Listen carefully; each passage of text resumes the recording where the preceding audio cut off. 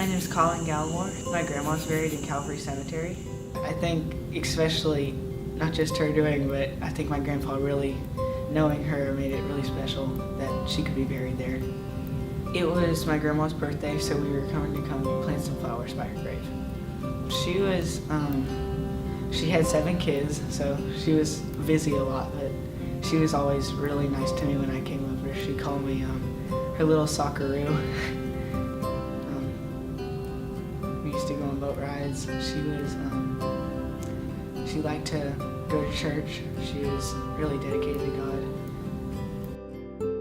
But it means a lot, especially the older people. It really means a lot to them to be buried close to their family and in a Catholic cemetery. I am on the cemetery board for Calvary Cemetery. I think it's a good thing. And most of the people from St. John's and St. Mary's, they want to be buried here. I have lost my only child. I've lost everyone in my family, but losing my child hurt the worst. Tracy's not buried here.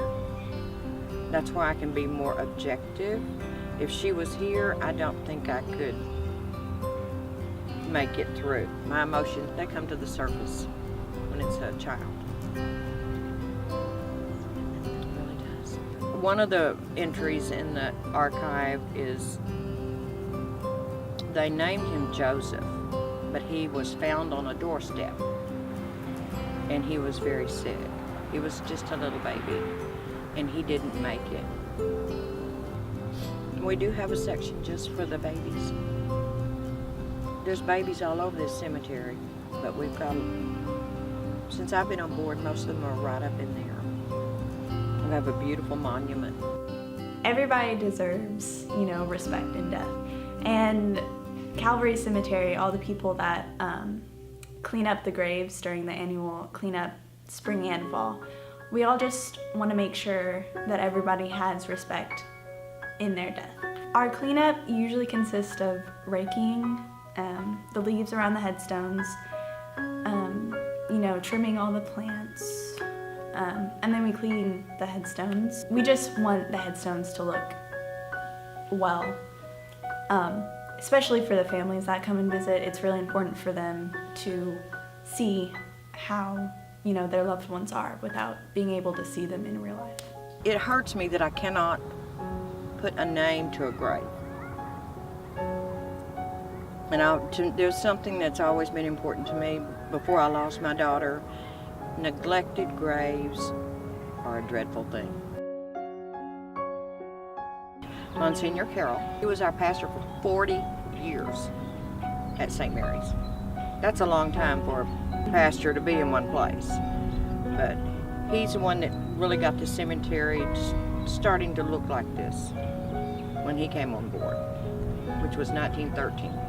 When people call and ask and check to see if their loved one is buried here, if they can give me a year or within a year or 2, I can go back. Because he kept such meticulous records, you can find it. This land was donated February the 1st, 1881 by a Miss Jenny Jones Wright and her husband. She is the daughter, the only child of one of our pioneers in Hot Springs, and he owned all this. That's why Jones School up there was named Jones School. We do have interesting people here. We do. Like the McLaughlins. Very, very interesting. He was baptized, he had his first communion. What's the next one? Confirmation. All that at St. Mary's. And he started out really good in life, but somewhere along the way, he became very, very friendly with the mob. People tried to dig up his grave after he died. And the reason I know this is Dick Holden has Hot Springs Monument, and we worked together a lot. He and his dad furnished most of the monuments in here. His dad had sent him up here to check the monument because it had been set. He interrupted the grave diggers. He said he walked up here, but he ran back to tell his dad. He said, somebody's literally digging up the grave. As a result, everything in the McLaughlin plot is encased in concrete. Everything. When the last sister died, C.J. Horner concrete truck was sitting right over there to fill it in. We have a chief petty officer buried over there that was twice the winner of the Medal of Honor. There are only 19 people in the history of the United States of America that have won the Medal of Honor twice.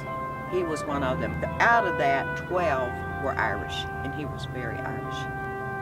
Ireland honors him as well as the United States, and we're very proud that he's in our cemetery.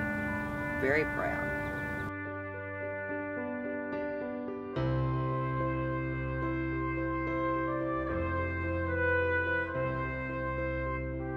Typhoid and diphtheria hit hard.